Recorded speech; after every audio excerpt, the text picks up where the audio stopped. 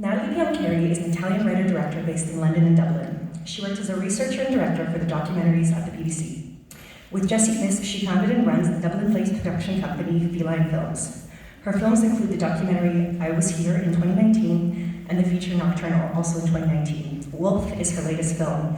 Let's give her a big welcome to the stage.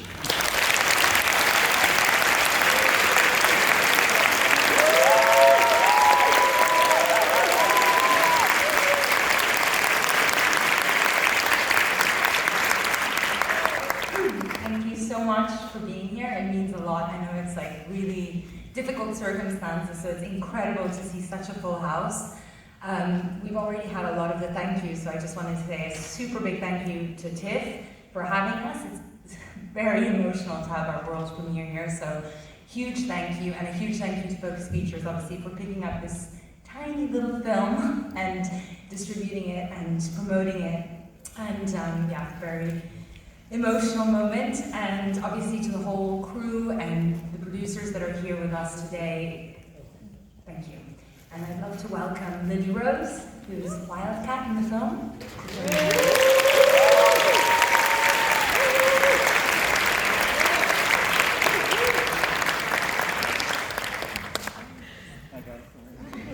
Please stay after for the Q&A. Thank you, thanks so much. Enjoy the film. Let's welcome back to the stage Nathalie Biancheri and Lily-Rose Depp.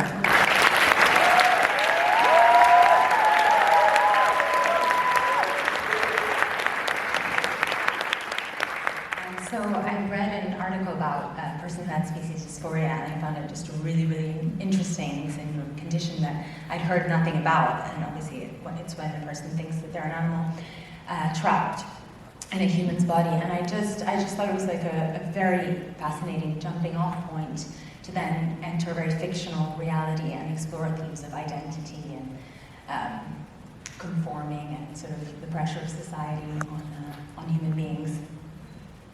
And as I understand, I believe you were the first Irish production to shoot during COVID. Can you tell us about that mad experience? Yeah, that was pretty insane because we were supposed to start shooting. I think it was just a couple of weeks before the pandemic locked us down, and everyone was ready, geared up to go, and then we just had to stop. So we had a few months break in which the actors basically were crawling around and rehearsing, and everyone was going a bit insane, like wondering if we were going to make it or not. But I have to say our very brilliant producers, Jessie and Jane, and obviously also Michał and Agar, who aren't with us, but Jess and Jane are here, really pushed to make this film happen. So they fought, and they're like, we're shooting in August, and we did it, We were all quarantined together in a hotel, and it was a very interesting experience. Yeah. I love the way the film is shot. It's a the film is a co-production between Ireland and Poland, and you work with Michał Dymek, who I believe you worked with before from Poland. Could you speak about that collaboration? Yes, he's also here.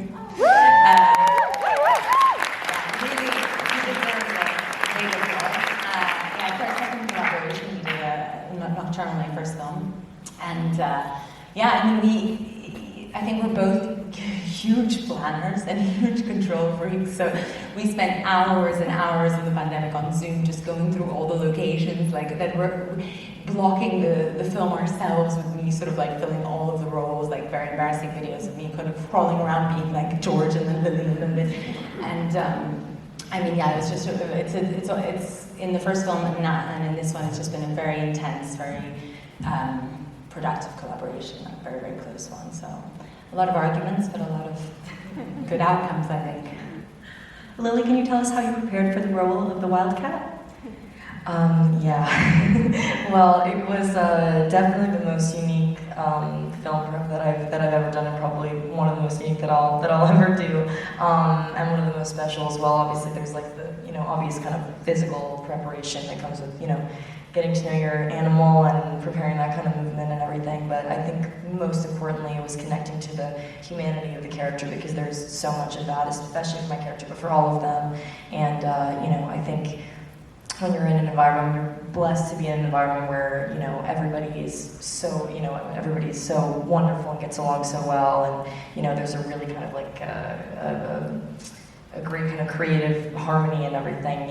It's an environment that can only kind of create space for great work, and you know, I was with Nat and George and Michał and Terry and Jessie, you know, everybody, the whole team created a really safe space for us to, you know, kind of act like maniacs.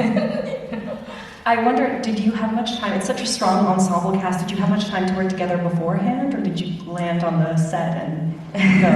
Well, I had met George before, but we kind of landed and all met there, and we had a little bit of prep time there once we were, you know, in the bubble before we started shooting and everything, and you know, it was one of those really kind of lucky situations where we all just happened to really get along as well, and we formed this little family, and you know, obviously there's a lot of complications that comes with shooting a movie during COVID, especially like last summer, peak COVID and everything, but you know, if something beautiful came out of it, I think it was the little family that we formed, and you know, we were literally together all the time, 24/7, and so you know, that creates a lot of, you know, we were all very comfortable with each other, and I think in the end it ended up being, you know, probably a good thing for the work. You really do seem like a family on film. It's very beautiful. And then if you could comment on what inspired the disturbing characters of the two doctors. Yeah, so obviously, so when I decided to set the whole film in an institution to cure this illness, I kind of also started thinking that the natural antagonist would be the therapist, which is ironic because I'm actually a big therapy fan myself, but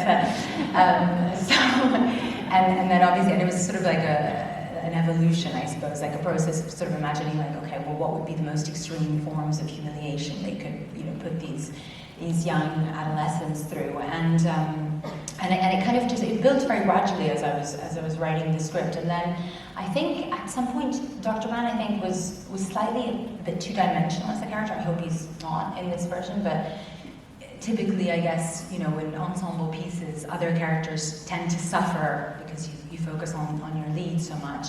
And I was reading, and then it was a suggestion actually of a girl and a friend who was working at Feline, and she suggested to read The Shock Doctrine by Naomi Klein, which I hadn't read before.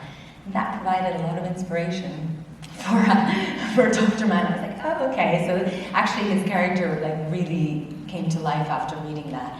And Dr. Anjali, I mean, I think she was in a way like maybe easier. I think she has a more naturally sort of empathetic side. She's like, I think, quite annoying in many ways, but also I think you see her vulnerability more in her attachment to Wildcat. So I always felt like maybe she was slightly a bit more nuanced to begin with. But yeah, that answers your question. Hey, this is Eric from IONCINEMA.com. If you want to support us, subscribe below.